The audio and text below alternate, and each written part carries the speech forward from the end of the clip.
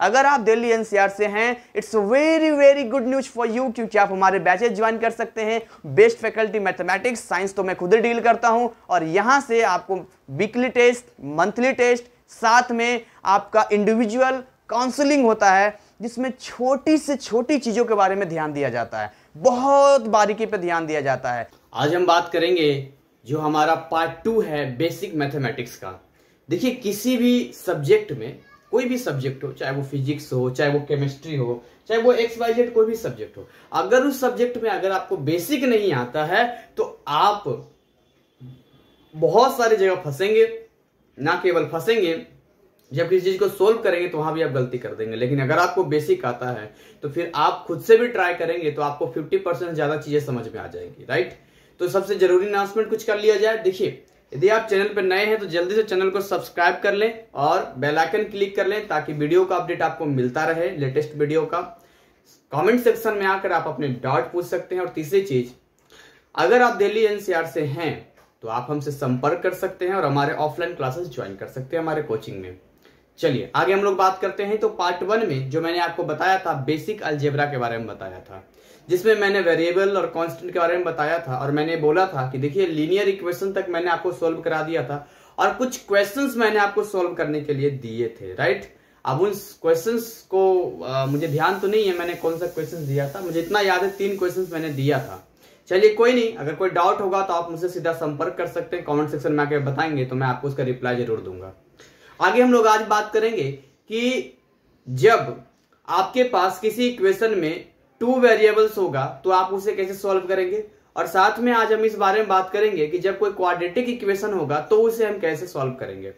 आइए इन दोनों चीजों को देखते हैं। और मैं एक चीज क्लियर कर दूं आपको, ये ना केवल मैथ में बल्कि फिजिक्स में भी काम आएगा जो मैं आपको बता रहा हूं। तो इस बेसिक को हल्के में नहीं लेना है, और अगर आपको आता है तो अच्छी बात है, वेल एंड गुड। नहीं आता है तो आप एक बार सीख जाएंगे, या भूल गए तो रिवाइज जो आपका हो जाएगा। तो मैं यहाँ पर 2 चीजें हम सीखेंगे। तो मैं कुछ क्वेश्चंस पहले लिख लेता हूं क्या हम सीखेंगे, और उसके बाद जो है फिर हम क्वाड्रेटिक इक्वेशन के बारे में सीखेंगे। तो आइए कुछ क्वेश्चंस पहले लिख लिया जाए। देखिए, सबसे पहले मान के चलिए मैं लिखता हूं यहाँ 2x, क्या ये दिख रहा है? जी बिल्कुल दिख रहा है। 2x + 3y = 10, ठीक। सपोज कीजिए दिस इज द इक्वेशन 1, और मान लो यहां पर मैं लिखता हूं 5x - 4y = मान लो यहां लिखता हूं 8, मान लो कुछ ऐसा मैं लिख देता हूं, इसको 8 लिख देता हूं। This is the equation 2। अब आप ध्यान से देखेंगे बच्चों तो आपको एक बात यहां पर समझ में आएगी कि सर ये कुछ जाना पहचाना लग रहा है। यहाँ कितने वेरिएबल्स हैं हमारे पास? तो यहाँ हमारे पास 2 वेरिएबल्स है। कौन कौन है हमारे पास? एक तो x की वैल्यू निकालनी है, और साथ में आपको y की वैल्यू निकालनी है।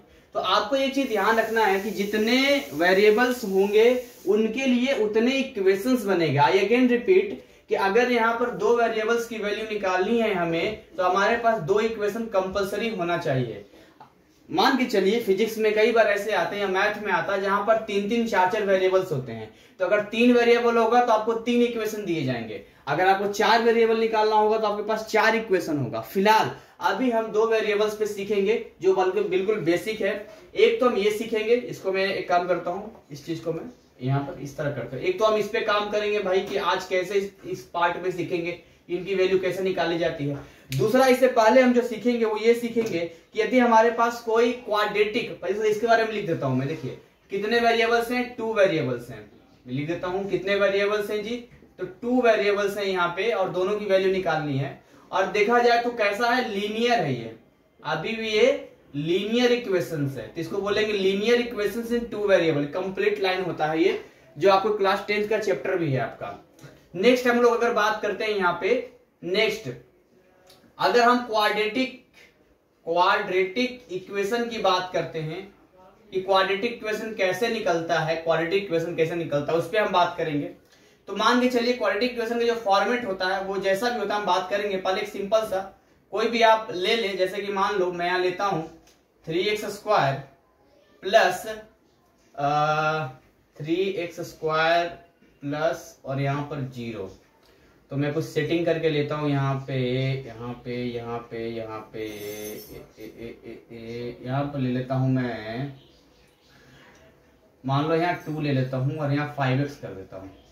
3x² plus 5x plus 2 is equal to 0। और यहां पर हमें किसकी वैल्यू बतानी है, हमें यहां पर बताना है कि x की वैल्यू क्या होगी। इस वाले में हमें क्या बताना है, इस वाले क्वेश्चन में हमें यह बताना है आपको। और ये है क्या, तो ये क्वाड्रेटिक इक्वेशन है और ये 1 वेरिएबल में है। ये भी आपको ध्यान देना कि इसमें वेरिएबल्स कितने हैं, तो 1 वेरिएबल है।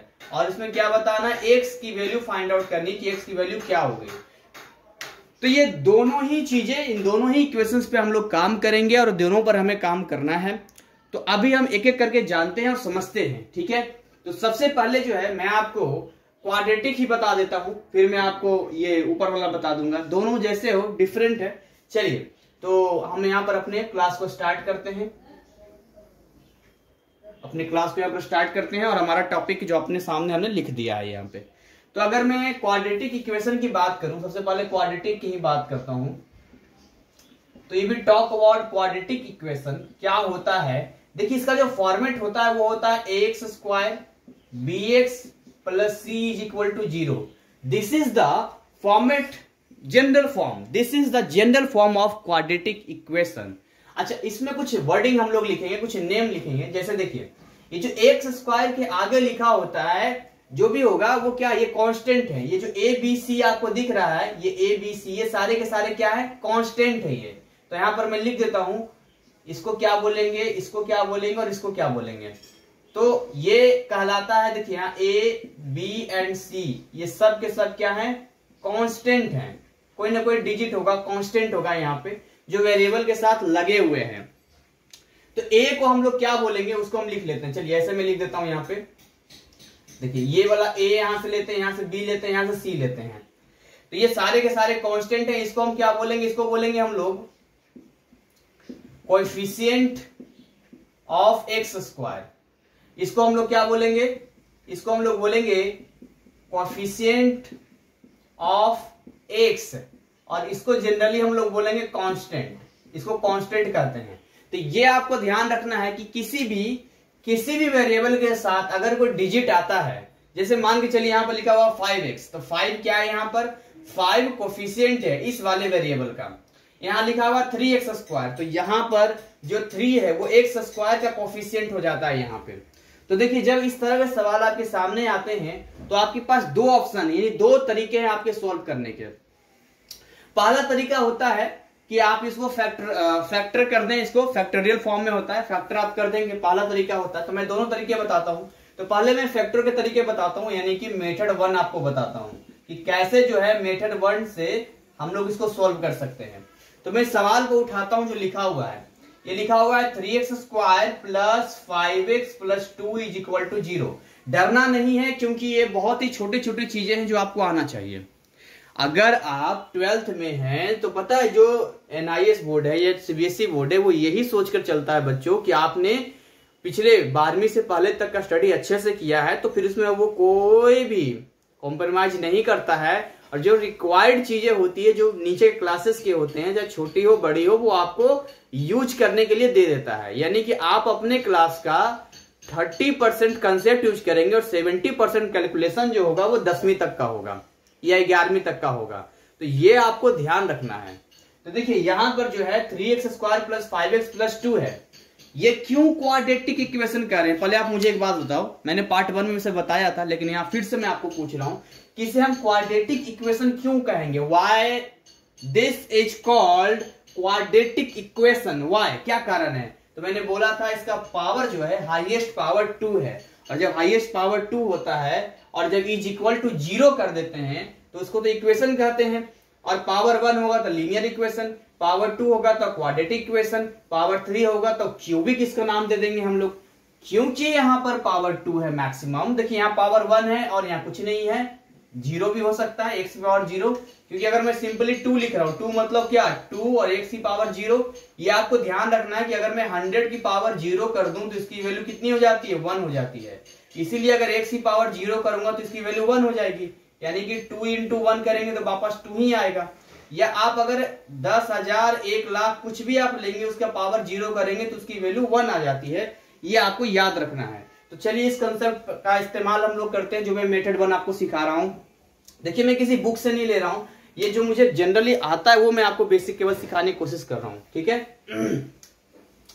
करना क्या है, समझो मेरी बात ध्यान से, बहुत इजी कंसेप्ट है। यहाँ पे कॉपी पेन तैयार रखो और हम इसको करते हैं। अब जो मैं बताऊंगा उसका ध्यान रखना। आप करना क्या है आपको कि ये जो आपका कोफिशिएंट होता है एक्स स्क्वायर का, सबसे पहली चीज, अगर ये डिसअरेंज होता, मान लो ये क्वेश्चन ऐसे ना देके क्वेश्चन ऐसे दिया होता, क्वेश्चन ऐसे भी दे सकता है, ये 5x plus 3x square plus 2 is equal to 0 भी दे सकता है। तो सबसे पहले आपको इस फॉर्मेट में अरेंज कर देना है कि भाई जो पावर 2 वाला वो पहले रहेगा, उसके बाद पावर 1 वाला होगा, उसके बाद कांस्टेंट होगा। तो पहले तो हमने अरेंज कर दिया। अरेंज करने के बाद आपको क्या चेक करना है कि ये जो यहाँ पर लिखा होता है, जैसे ये क्या लिखा आपको, ये शुरू में क्या लिखा है 3 लिखा है, और ये क्या लिखा है 2 लिखा है। तो आपको इन दोनों को मल्टीप्लाई कर देना। क्या कर देना है, इन दोनों को मल्टीप्लाई करना है। चलिए इन दोनों को मल्टीप्लाई करते हैं। तो रफ वर्क मैं यहां पर कर देता हूं, कोने में कर देता हूं यहाँ पे, ताकि आपको यहां से चीजें समझ में आए। तो यहाँ रफ वर्क हम करते जाते हैं। तो सबसे पहले आपको सबसे पहले वाले का अरेंज करने के बाद सबसे आखिरी वाले को मल्टीप्लाई करना है। तो अगर यहां पर हम मल्टीप्लाई करते हैं तो 3 इंटू 2 करेंगे, यानी कि हो गया 6, आ गया 6। अच्छा, जब 6 को फैक्टर में तोड़ेंगे तो 6 को फैक्टर में तोड़ेंगे तो वही आएगा, 2 से करेंगे 3, वही 3 इंटू 2 आएगा। तो अब आपने क्या करना है कि जब आपने इसको मल्टीप्लाई करके जो आ गया यहाँ पे, उसको फैक्टर में तोड़ना है। और जो बीच में, ये जो बीच में आपको दिख रहा है, मैं ब्लू मार्कर से कर देता हूं, ये जो बीच में दिख रहा है 5x, यही मेन खेल है, यही मेन खेल है। क्योंकि जो बीच में 5x दिख रहा है ना, कुछ ऐसा आपको करना है, कुछ ऐसा इसमें करना, कहते हैं ना, कुछ ऐसा कर कमाल कि मैं तेरा, क्या बोलते, मैं तेरी हो जाऊं। तो यहाँ जो 5x है ना, यहाँ पे 5x को कुछ ऐसे तरीके से रिप्रेजेंट करना है कि रिजल्ट 5x ही आना चाहिए, लेकिन उन दोनों को मल्टीप्लाई किया जाए तो ये 6 मिलना चाहिए। मैं करके दिखाता हूं आपको। देखिए यहां पर क्या हो गया, ये हो गया 3x स्क्वायर प्लस, अब 5x को हम क्या कैसे तोड़ सकते हैं, तो ध्यान से सोचो। तो अगर 5 मुझे लाना है, तो अगर मैं इस 3 और इस 2 को जोड़ूंगा तो क्या मुझे 5 मिल जाएगा? जी बिल्कुल मिल जाएगा। अगर यहाँ -5x होता, सपोज करते हैं ये -5x होता, तो फिर मुझे क्या करना पड़ता, फिर मुझे कुछ और दिमाग लगाना पड़ता, क्वेश्चन कुछ और होता। क्योंकि यहाँ प्लस साइन है और यहाँ जोड़ने पर भी प्लस आ रहा है, यानी कि आप ध्यान से देखो तो यहाँ इसको हम लिख सकते हैं 3x plus 2x plus 2 is equal to 0। मैंने क्या किया, इस कंसेप्ट को समझो। मैंने क्या किया कि जो बीच वाला 5x था उसको कुछ इस तरीके से रिप्रेजेंट कर दिया कि उन दोनों को अगर आप जोड़ेंगे तो आएगा वही जो बीच में है, और अगर उनको आप मल्टीप्लाई करेंगे, उनके कोफिशिएंट को अगर हम मल्टीप्लाई करेंगे तो आप पाएंगे कि मल्टीप्लाई करने पर इन दोनों के मल्टीप्लीकेशन के बराबर आ रहा है। तो इसीलिए अब यहां से हम कॉमन ले सकते हैं, और मैंने कॉमन लेना आपको सिखाया था। कॉमन लेना क्या होता है कि जब दो टर्म हम सिलेक्ट करते हैं तो सबसे पहले उसको अरेंज कर लेते हैं कि भाई ये 3 है, अगर ये 3 इधर होता तो पहले इधर लिख देते हैं हम लोग। उसके बाद फिर हम लोग क्या करते हैं कि इन दोनों में जो कॉमन होता है, यानी जो इसके पास भी हो और जो इसके पास भी हो, दोनों के पास जब होता है बच्चों, तो हम क्या करते हैं उसको बाहर इकट्ठा लिख लेते हैं। जैसे देखो इसके पास 3 है और इसके पास भी 3 है, तो यहाँ 3 को हम बाहर लिख लेते हैं। उसके बाद देखो यहाँ भी x है, क्योंकि x into x x square बना होगा, और यहाँ भी x है, तो यहाँ x को बाहर लिख लेते हैं। तो यहाँ पर जो है अब क्या बचा, केवल x ही तो बचा, क्योंकि आपने 3 भी ले लिया, यहाँ से आपने यहाँ x को भी बुला लिया, तो केवल x ही तो बचेगा। और एक और क्रॉस चेक करते हैं, जो बाहर है जो अंदर, अगर आप मल्टीप्लाई करेंगे तो वापस ये मिलना चाहिए। तो 3x इंटू एक्स क्या हो गया, 3x स्क्वायर हो गया कि नहीं हो गया। चलिए प्लस, अब चूंकि 3x वाले जगह से आपने कंप्लीटली उठा लिया है, तो जब आप कंप्लीटली उठा लिया आपने तो केवल 1 बचेगा। प्लस अब इन दोनों में कॉमन करते हैं, तो इन दोनों में कॉमन 2 नजर आ रहा है मुझे, तो x प्लस 1, और ये क्या हो गया 0 हो गया। तो जब भी आप क्वाड्रेटिक इक्वेशन सॉल्व करेंगे तो आप देखेंगे कि ओवरऑल जो कॉमन निकल के आएगा, यहां पर वाला ब्रैकेट और यहां वाला ब्रैकेट दोनों ही सेम होगा। तो ऐसे कंडीशन में हम लोग क्या करते हैं, उन दोनों के बदले 1 लिखते हैं, एक बार लिखते हैं, और जो बाहर बाहर वाले होते हैं उनको एक बार ऐड कर देते हैं जो होता है, और इज इक्वल टू 0 हो गया। अब यहाँ पर दो ब्रैकेट हमारे सामने हैं और दोनों ब्रैकेट के अंदर कुछ ना कुछ वैल्यू है। तो इसको हम लोग इस तरह करते हैं। एक हो गया आपका x + 1 = 0 और एक हो गया 3x + 2 = 0। तो यहाँ पर x निकालेंगे तो ये 0 -1 यानी x कितना आ गया -1 आ गया। और यहाँ क्या हो गया 3x = ये उधर चला जाएगा 0 -2 तो x = क्या आ गया -2 और ये मल्टीप्लाई था डिवाइड -2/3 यानी कि देखिए क्वाड्रेटिक इक्वेशन था, इसमें पावर 2 था इसलिए 2x की वैल्यू आई, x की 2 वैल्यू आई, एक आया -1 एक आया -2/3। तो इसी को हम रिप्रेजेंट कर सकते हैं और कह सकते हैं ये देखो अल्फा है, अल्फा = -1 हम लोग अल्फा से डिनोट कर देते हैं और कहते हैं ये देखो ये बीटा है नहीं, बीटा हो गया -2/3 हो गया, ये बीटा हो गया -2/3 हो गया। तो इस तरीके से अल्फा और बीटा हमारे सामने आ गया। तो ये जो तरीका मैंने आपको बताया ये फैक्टर निकालने का तरीका है। देखिए आप सोच रहे होंगे कि सर फिर से आपके मन में आ रहा होगा क्या इनको बिना पढ़े हम मैथ नहीं बना सकते क्या? मैंने कब बोला कि आप बिना पढ़े मैथ नहीं बना सकते, लेकिन आपको आना चाहिए, आपको आना चाहिए। मैं ये सोचकर आपको मैथ नहीं पढ़ाऊंगा या पढ़ा रहा हूं कि आप 12th के हैं। अगेन रिपीट, मैं ये सोचकर कतई नहीं पढ़ाऊंगा कि आप 12th के हैं, बल्कि मैं ये सोच के पढ़ाऊंगा कि अगर किसी के सालों साल से मैथ से दूर दूर का वास्ता नहीं हो या मान के चलो काफी सालों से दिमाग से मैथ भूल चुका है और फिर से अब उसे NIS में या किसी भी बोर्ड में आकर उसको मैथमेटिक्स की तैयारी करनी है, तो जैसे एक किसान खेती करने से पहले आपने देखा होगा मिट्टी का बहुत मेहनत करता है। वो पहले वो क्या करता है अपने बैल से, ट्रैक्टर जो भी होता है बैल से ही मैंने देखा है, खेतों को जुताई करता है। जब खेतों की जुताई करता है तो वहां पर मिट्टी बहुत हार्ड होता है, तो बड़े बड़े टुकड़े निकलते हैं, बड़े बड़े टुकड़े होते हैं। फिर वो क्या करता है थोड़ा पानी से भिंगाता है वो, ताकि मिट्टी थोड़ा गीला हो जाए। फिर वो क्या करता है एक बार और जुताई करता है, फिर वो बड़ा सा पाट लाता लकड़ी का, वो बैलों के पीछे सिक्कड़ में बांध देता है और खुद खड़े हो जाता है ताकि वो छोटे छोटे हो जाए। इस दौरान मिट्टी फिर से दब जाती है, फिर से एक बार जुताई करता है वो। तो इस बार बार करने से मिट्टी इतनी भुरभुरी हो जाती है तब जाके उसमें बीज बोता है वो। तो आपके लिए भी मैं वही खेत तैयार कर रहा हूं ताकि जब आप 12th के मैथमेटिक्स या फिर फिजिक्स आप पढ़ेंगे तो यहाँ जो जरूरी चीजें होंगी ये दिक्कत ना क्रिएट करे। क्योंकि होता क्या, मिट्टी जब तैयार नहीं होगी, बीज वो डाल देगा तो उसमें से जो पौधा होगा वो डेवलप ही नहीं कर पाएगा, सारा का सारा मेहनत बेकार हो जाएगा, कुछ नहीं हो पाएगा। तो इसीलिए ये क्लियर करना जरूरी है। और मुझे पता है कि ओपन वाले कई सारे ऐसे स्टूडेंट होते हैं जिनका मैथ से काफी दिन हो जाता है, दिमाग से निकल जाता है। और मैं तो कहता हूं कि 2 महीने कोई मैथ छोड़ दे, 2 महीने को मैथ छोड़ दे पढ़ना, तो उसी के दिमाग से निकल जाता है। वो तो मैं टीचिंग लाइन में हूं और मेरे साथ कुछ ऐसा क्या मैं कह सकता हूं, मैं 10th तक मैं कोचिंग में मैथ नहीं पढ़ाता हूं, मैं केवल साइंस पढ़ाता हूं। लेकिन आप मुझे अगर कोई क्वेश्चन पेपर दे देंगे 9वीं का या 10वीं का सोल्व करने के लिए, तो आउट ऑफ 100 95-96 की क्षमता तो रखता हूं मैं, या 100 में 100 का क्षमता रखता हूं मैं, क्योंकि वो चीजें मुझे रट गई है। तो जब मैं पढ़ता था तो मैंने इस तरीके से पढ़ा कि मेरे दिमाग में सेट हो। इससे आप ABCD नहीं भूल सकते, वैसे मैं भी वो चीजें नहीं भूल सकता, तो मेरा एक पार्ट है वो जुड़ गया है। लेकिन बहुत कम बच्चे ऐसे होते हैं जिनके माइंड में चीजें एकदम से घर कर जाती है। तो मैं बड़ी आबादी को देखूंगा ना, 100 में से अगर 80% बच्चों को बेसिक चीजें भूल गए हैं तो यहाँ रिवाइज करना जरूरी है ना फिर। ठीक है, चलिए तो यहां से हम बात करते हैं। तो अब ये एक तरीका मैंने आपको बताया जिसमें मैंने आपको ये क्लियर किया कि भाई इस तरीके से आप इसकी वैल्यू को निकाल सकते हैं। एक आसान तरीका मैं आपको बताता हूं, लेकिन उसमें कुछ चीजें आपको याद रखनी पड़ेगी, उससे डायरेक्ट आप वैल्यू निकाल लेंगे। ठीक है, डायरेक्ट वैल्यू उसका निकल जाएगा आपका। चलिए आइए आते हैं कैसे निकलता है वो। अब इसमें होता क्या है समझिएगा मेरी बात ध्यान से। जब आपका फॉर्मेट लिखा हो x² bx + c, तो मैं मेथड 2 की जरा बात कर लेता हूं, दूसरे मेथड की बात कर लेता हूं। तो यहां पर जब आप अल्फा की वैल्यू निकालते हैं या x की वैल्यू निकालते हैं तो अल्फा बीटा जब आप निकालते हैं तो ये होता है -b ± √d/2a। यहां मैं x लिख देता हूं, सिंपल x की वैल्यू निकालते हैं। तो आप कहेंगे सर ये क्या क्या चीजें हैं, अभी समझाते हैं आपको। d को हम लोग डिस्क्रिमिनेंट बोलते हैं। क्या बोलते हैं? डिस्क्रिमिनांट बोलते हैं हम लोग डी को।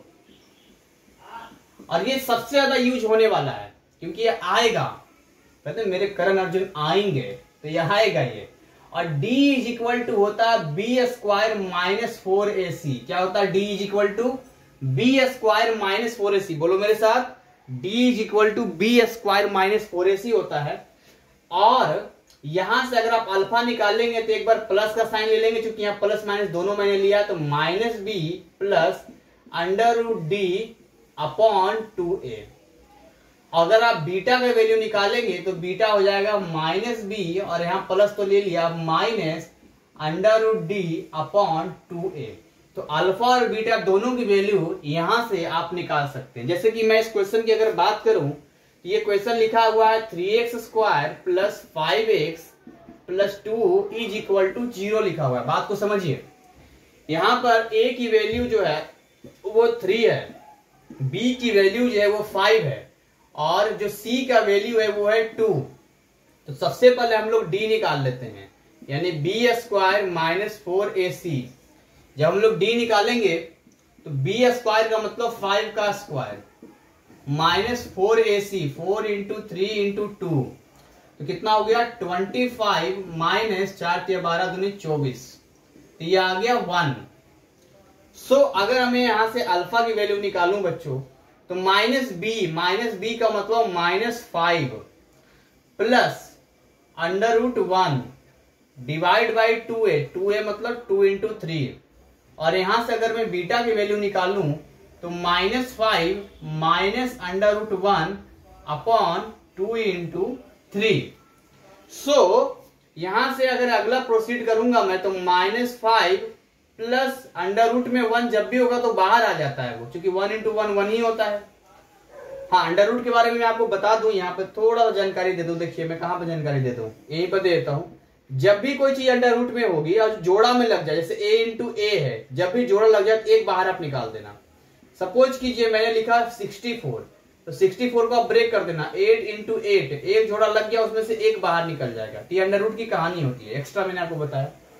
तो माइनस 5 प्लस 1 और ये 6 हो गया। यानी कि आप माइनस प्लस का खेल देखिए, यहां पर अगर आप भूल गए होंगे तो मैं आपको रिपीट कर देता हूं।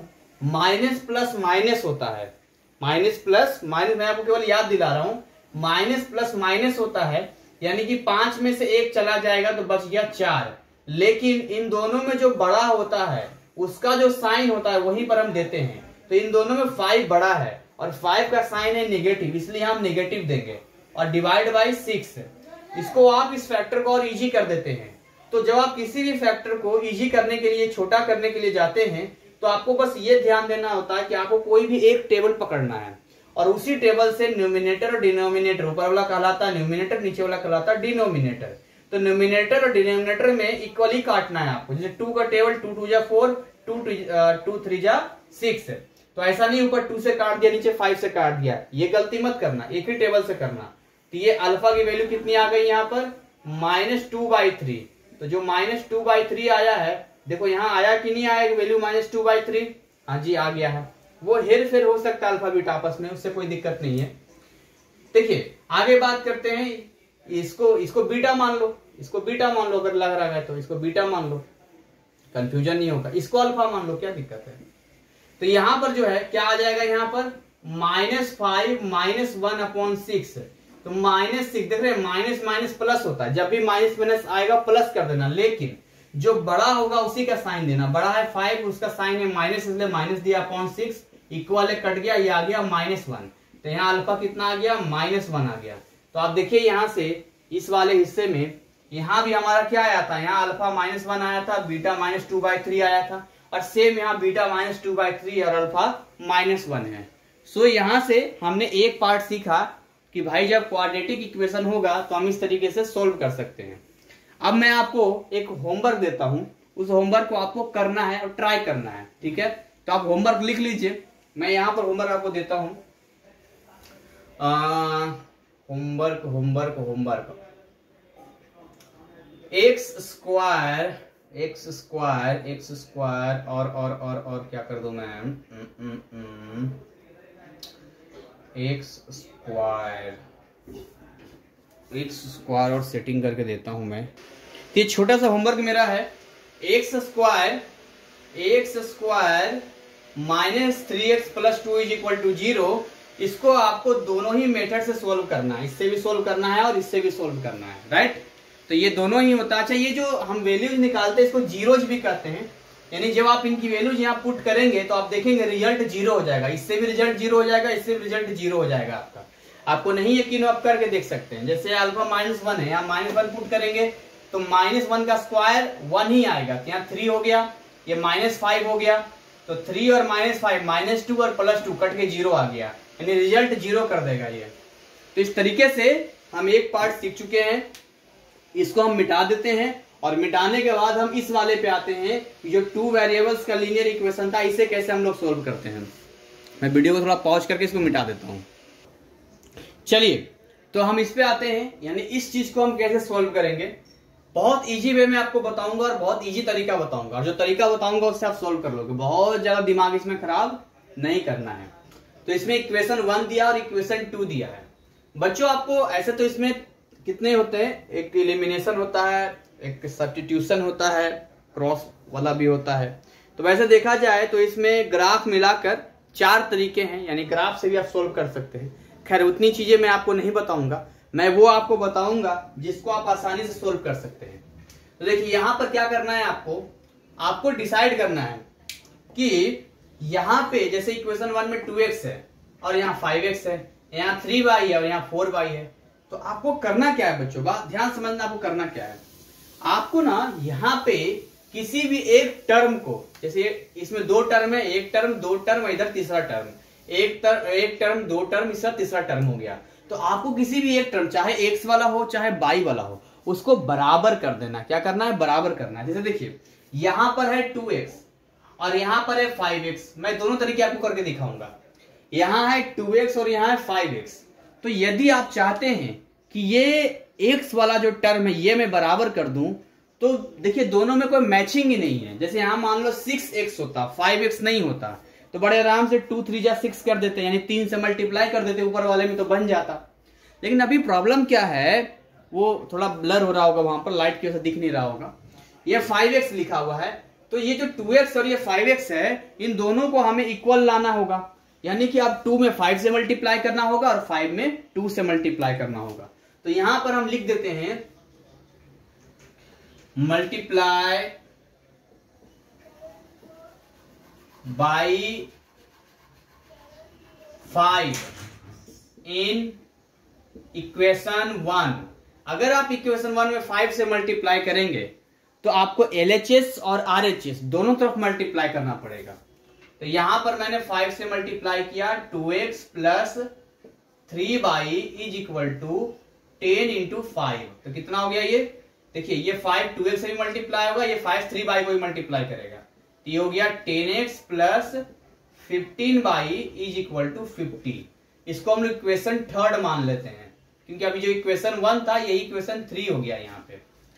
अब जब हम इक्वेशन 2 पे आते हैं तो हमारा टारगेट क्या था, हमारा टारगेट था कि भाई x वाले को बराबर करना है। क्यों बराबर करना है, ताकि वो आगे जाके कट जाए, बराबर होगा तभी तो कटेगा। 2 वेरिएबल है ना चाहिए यहाँ पर, एक वेरिएबल को बराबर करके काट दो, एक ही वेरिएबल बचेगा, बाकी सोल्व कर लेना। तो यही हमारा फंडा है।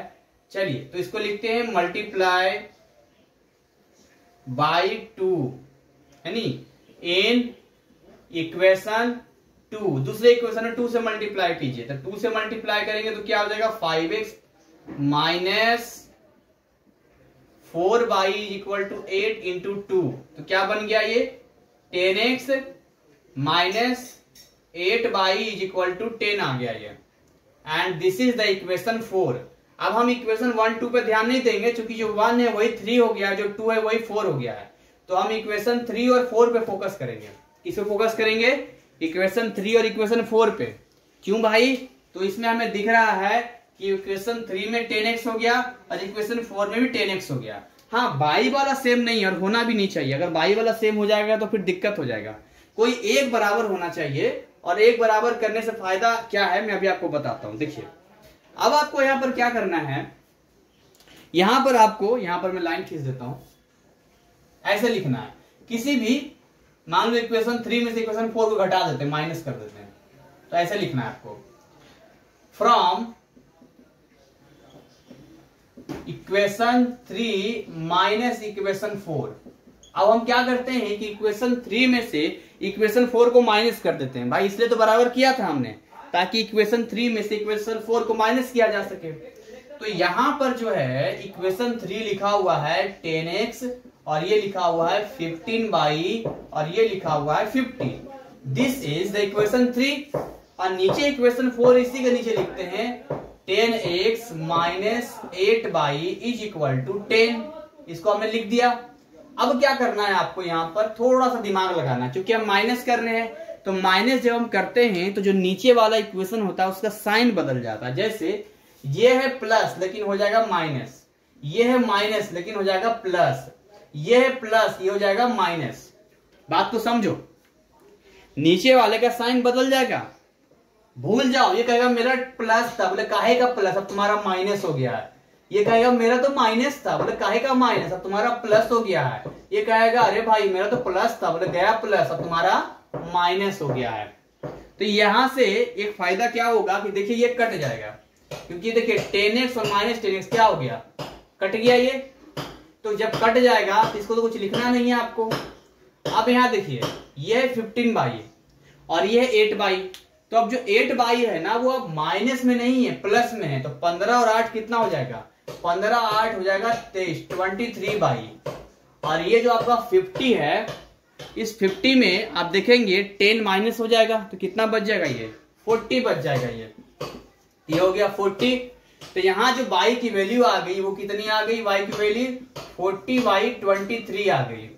जब किसी xy में किसी एक की वैल्यू आ जाए तो दूसरे का वैल्यू निकालना आसान होता है। क्यों निकालना आसान होता है, इसके पीछे कारण है।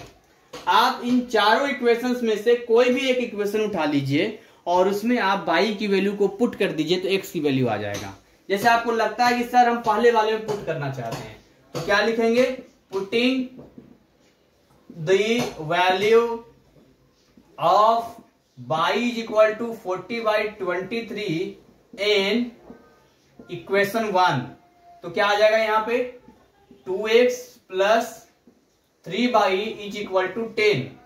तो यहां ये हो गया 2x plus 3 into 40/23 is equal to 10।